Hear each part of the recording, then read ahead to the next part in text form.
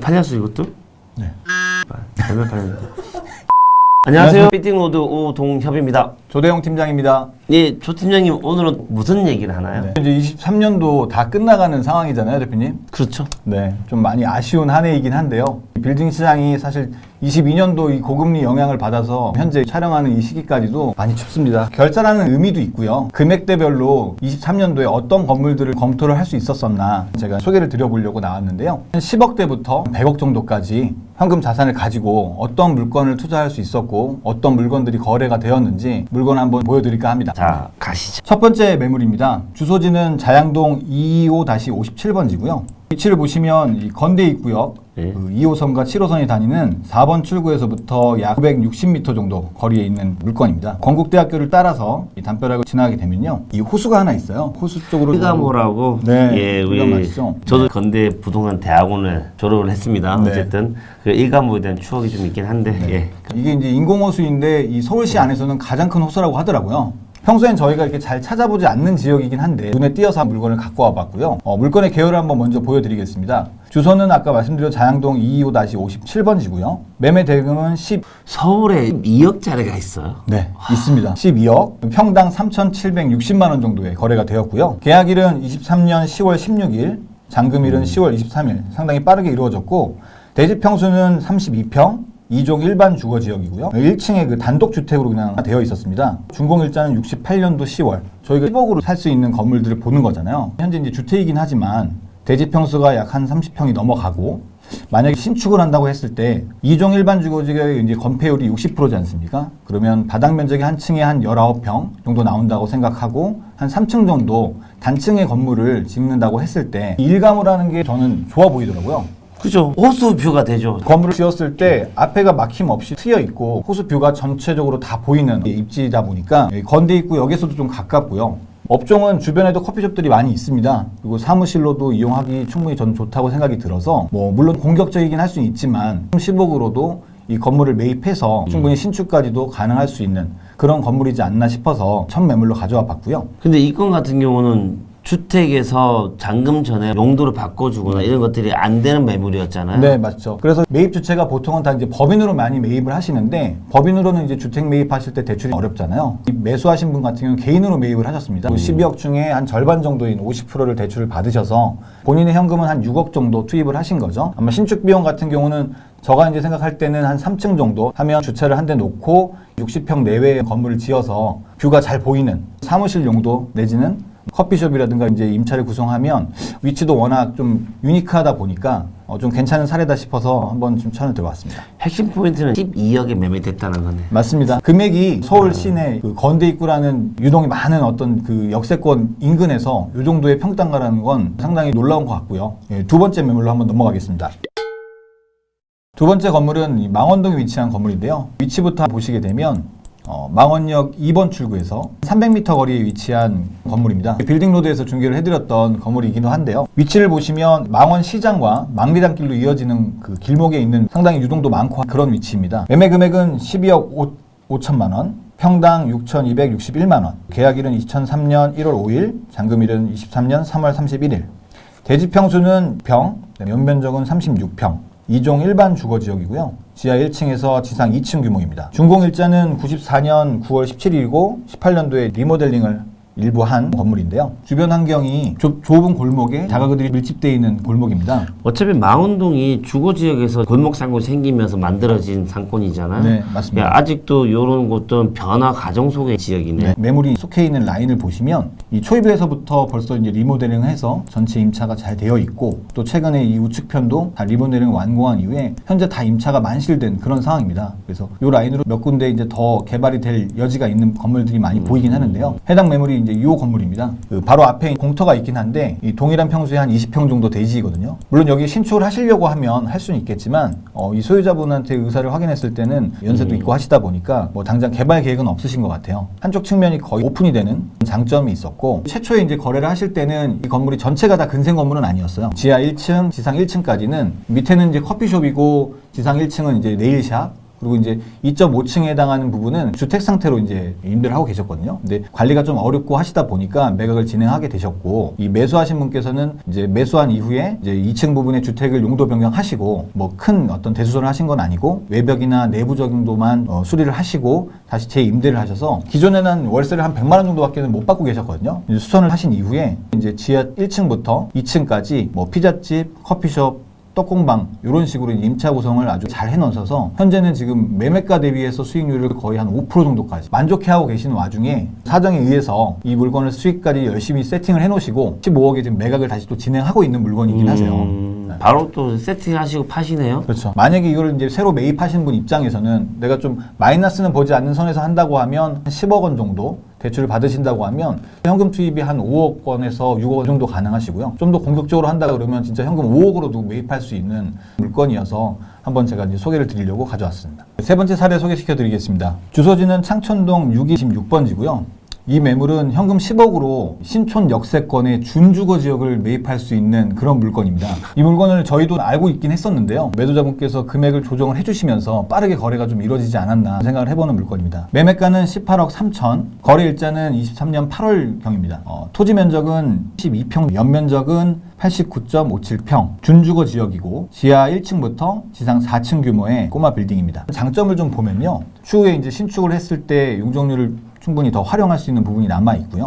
근데 이거는 신축해가지고 땅이 32평밖에 안 되는데 주차 대수하고 하면 1층을 지금보다는 가져갈 수 없잖아요. 그러면 신축해서 이득이 없는 매물이기 때문에 용도 지역이 준주거라는 게 솔직히 장점은 아닌데.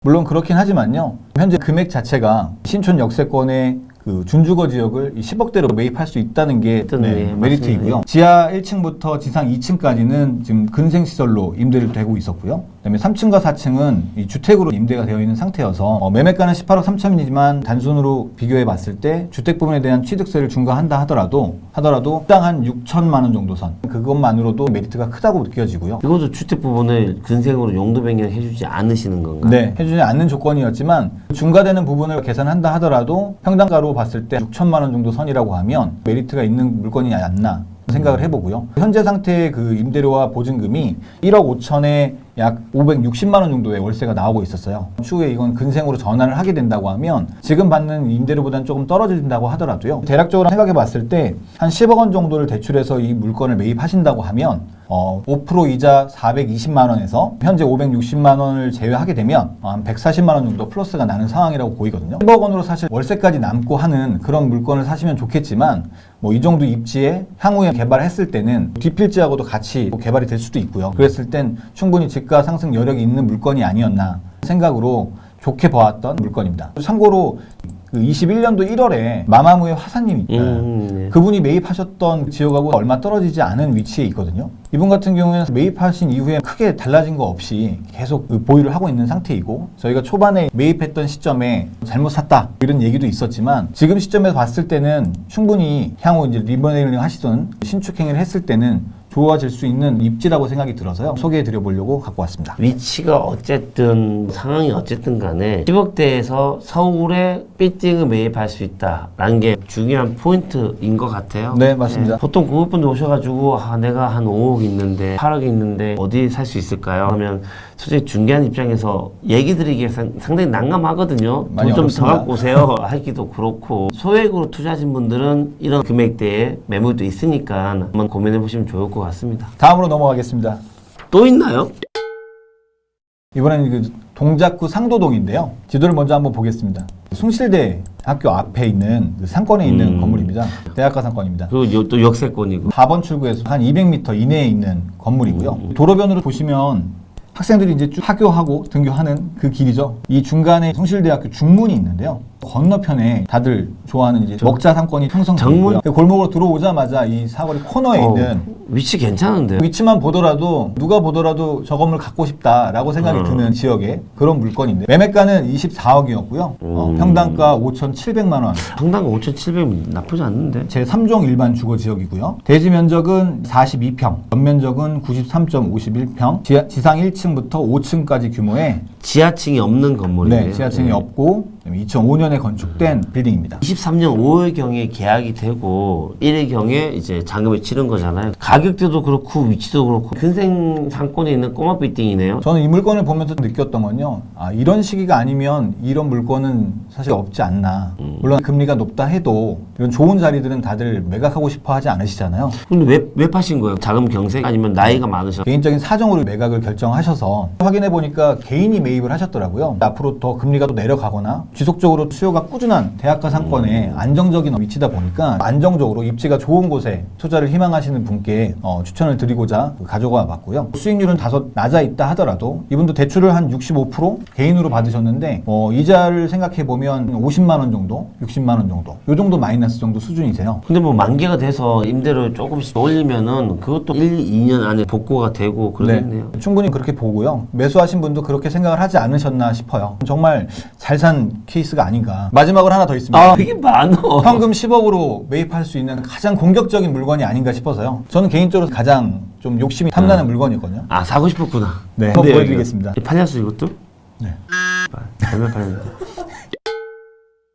이태원 녹사평역에서 약 한 200m 거리에 있는 코너 건물입니다.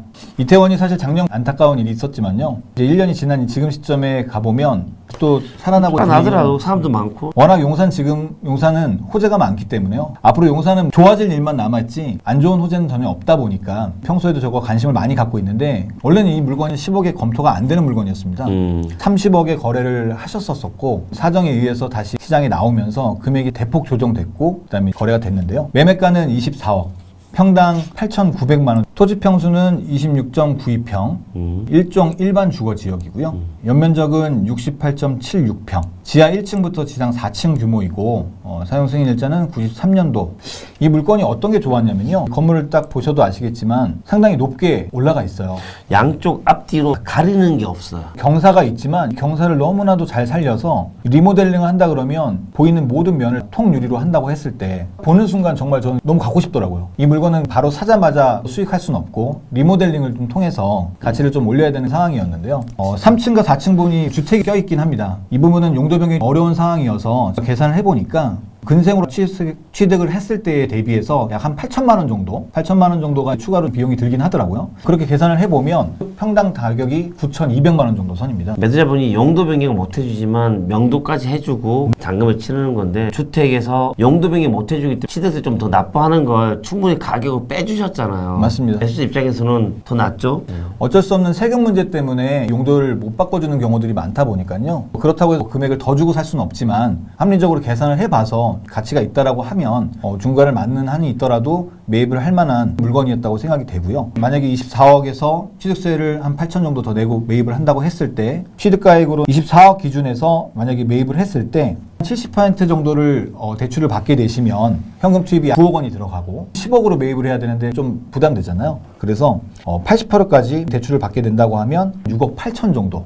이 정도면 매입할 수 있었거든요. 그리고 리모델링을 했을 때 이 엘리베이터까지 넣을 수 있는 건물은 아니다 보니까 리모델링 비용을 4억 정도 측정을 해봤습니다. 그렇게 되면 전체 비용이 한 10억에서 오버되는 건 사실이긴 한데요. 현금 흐름이 좋고 어느 정도 투자의 의지가 좀 있는 분이라고 하시면 리모델링 이후에 주변 임대 시세를 조사를 해봤을 때 루프탑이나 이런 부분들, 카페라든가 MD 구성 다양하게 그려지는 건물이에요. 그러다 보니까 임대료는 주변 시세 대비 한 10%에서 20% 더 받을 수 있다라고도 생각이 들었거든요. 900만 원에서 1000만 원 정도의 세팅을 한다라고 하면 수익률적으로도 4% 정도까지 기대를 해볼 수 있는 건물이어서 한 10억 정도 선으로 검토할 수 있는 물건 중에서는 가장 좋은 물건이 아니었나 말씀을 드리게 됐습니다. 아쉬운 매매 사례도 있고요. 몰랐던 매매 사례도 있는데 이렇게 10억 미만의 자금을 가지고 서울시 안에 주요 지역에 역세권에 살 게 좀 있구나 생각을 한번 하게 됩니다. 금액이 적다고 해서 내가 안쪽 이면으로 들어가지 않고도 충분히 입지가 더 좋은 곳에 이 물건들을 찾아볼 수 있거든요. 저는 금액이 작다 하더라도 좋은 입지를 찾아가야만 그 가치가 더 훨씬 돋보일 수 있다 생각을 하고 있습니다. 소액으로 투자할 수 있는 매매 사례를 가지고 설명을 드렸는데 많은 도움이 좀 되셨으면 좋겠습니다. 자, 삐띵 모드는 여러분들이 삐띵 부자가 되는 그날까지 항상 함께 하도록 하겠습니다. 오늘 영상 이만 마치도록 하겠습니다. 감사합니다. 감사합니다.